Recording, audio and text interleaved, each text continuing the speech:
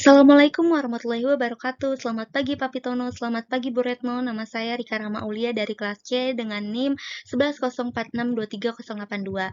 Kali ini saya akan mempresentasikan tentang konsep dasar media pembelajaran dan teknologi pembelajaran. Nah, konsep dasar ini merupakan suatu dasar yang memang harus kita ketahui dari pembelajaran media gitu dan teknologi pembelajaran yang harus kita ketahui sebagai mahasiswa pendidikan masyarakat.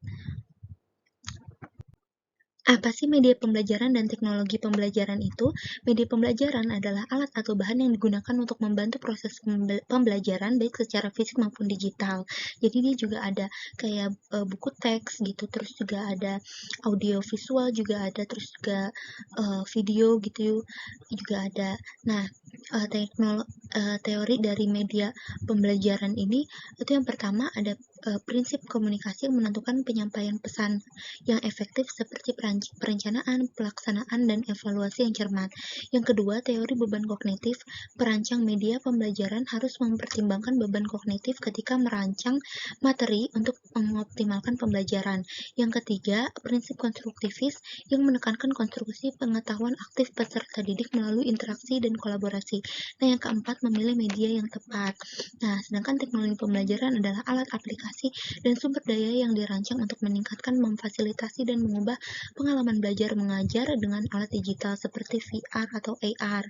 Nah, ini tuh sama-sama sama-sama merupakan alat bantu dalam proses pembelajaran agar lebih menarik. Seperti itu.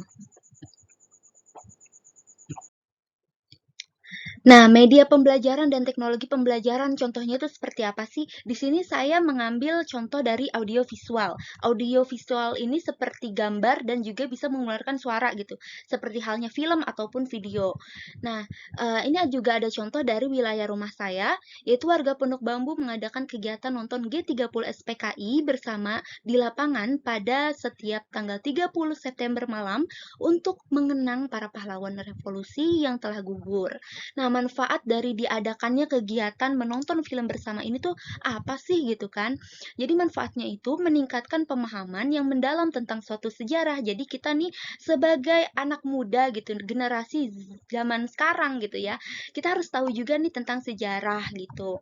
Nah, terus juga meningkatkan keterlibatan atau partisipasi warga setempat dan menumbuhkan sikap kekeluargaan. Dengan adanya gitu ya, kegiatan ini masyarakat terlibat dong dalam adanya kegiatan gitu. Jadi masyarakat ikut datang meramaikan kegiatan ini di lapangan bersama-sama menonton film dan hal tersebut bisa memberikan rasa kekeluargaan satu sama lain seperti itu. Juga dapat merasakan dan membayangkan secara langsung suasana pada film. Dengan menonton film ataupun video, audiovisual ini juga bisa memberikan realistis gitu ya, seperti kita bisa merasakan apa yang dirasakan oleh film atau video yang kita tonton gitu. Kita bisa sedih, bisa senang, bisa marah gitu ya, emosi, terharu dan lain sebagainya. Tentu kita dapat merasakan ikut turut gitu ya dari video yang kita tonton gitu. Nah, terus juga meningkatkan pengetahuan dan kesadaran rasa nasionalisme. Kita bisa menumbuhkan rasa nasionalisme dalam diri kita untuk mengingat sejarah yang berlalu gitu ya. Oke. Audiovisual seperti contoh yang telah saya sebutkan tadi, integrasi dan peningkatannya dalam media pembelajaran dan teknologi pembelajaran dalam lingkungan pendidikan komunitas, itu bisa memfasilitasi pembelajaran mandiri dan fleksibel. Nah, pembelajaran mandiri sehingga mereka bisa mengakses sendiri gitu ya dimanapun dan kapanpun. Nah, terus juga yang kedua, memberdayakan masyarakat.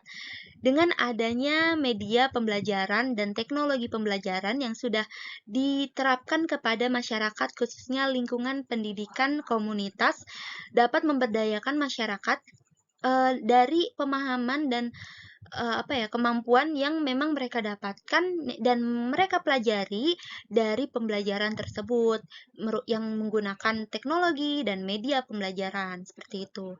Dan yang ketiga, menciptakan pembelajaran yang menarik. Tentu dengan adanya media pembelajaran dan teknologi pembelajaran, kegiatan belajar mengajar akan lebih menarik dan dapat meningkatkan semangat dan minat dari peserta didik. Terus juga yang keempat, mudah memahami materi pembelajaran. Dengan adanya ini juga dapat memahami materi pembelajaran dengan mudah. Tentu jika kita senang melakukan sesuatu dan jika kita semangat dalam belajar, tentu akan mudah untuk memahami materi pembelajaran. Nah, apalagi jika materi pembelajaran ini dipakai gitu ya, menggunakan teknologi dan media pembelajaran yang sesuai, yang menarik dan juga seru gitu ya. Nah, yang kelima itu ada memperluas aksesibilitas. Di sini media pembelajaran dan teknologi pembelajaran sudah dapat mengakses gitu ya, dapat diakses oleh siapa saja dan kapan saja dan oleh golongan mana saja gitu di masyarakat. Nah, yang keenam, mendorong pembelajaran seumur hidup. Oke, jadi pembelajaran seumur hidup merupakan pembelajaran yang memang bisa digunakan sampai seumur hidup gitu ya, sampai sepanjang hayat. Nah, teknologi pembelajaran gitu ya, menggunakan teknologi dan juga media itu juga bisa digunakan dalam pembelajaran seumur hidup, seperti itu. Nah, yang ketujuh itu mempromosikan pelestarian budaya. Dengan adanya media pembelajaran dan teknologi pembelajaran, kita dapat menggunakan itu untuk dapat melestarikan budaya gitu. Seperti yang tadi sudah saya memberikan contoh gitu ya tentang memang itu udah melestarikan budaya turun-temurun menonton video gitu, menonton film dokumenter ataupun film yang G30 SPKI itu untuk memperingati pahlawan yang sudah gugur gitu ya, setiap September 30 September malam hari gitu ya.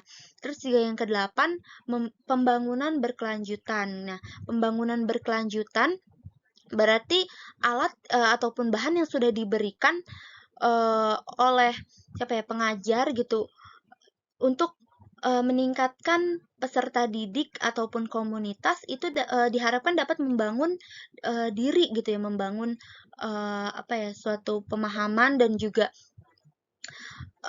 kemampuan yang dapat diteruskan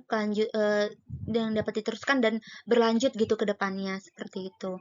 Nah, tentu dengan menggunakan media pembelajaran dan teknologi pembelajaran ini dapat meningkatkan keterlibatan dari masyarakat, seperti yang sudah saya ceritakan tadi tentang contoh juga itu bisa melibatkan masyarakat menggunakan teknologi dan media pembelajaran berupa audiovisual seperti film gitu ya, seperti film dan video. Terus juga mendorong pembelajaran aktif. Nah, peserta didik khususnya di lingkungan pendidikan komunitas jadi lebih aktif dalam melakukan pembelajaran yang mereka sukai gitu jika menggunakan suatu alat yang memang sudah digital gitu ya. Terus juga dapat memenuhi kebutuhan belajar yang pada akhirnya berkontribusi pada pengalaman pendidikan yang lebih baik dan efektif. Seperti itu. Bila ada kesalahan mohon dimaafkan. Sekian, terima kasih. Wassalamualaikum warahmatullahi wabarakatuh.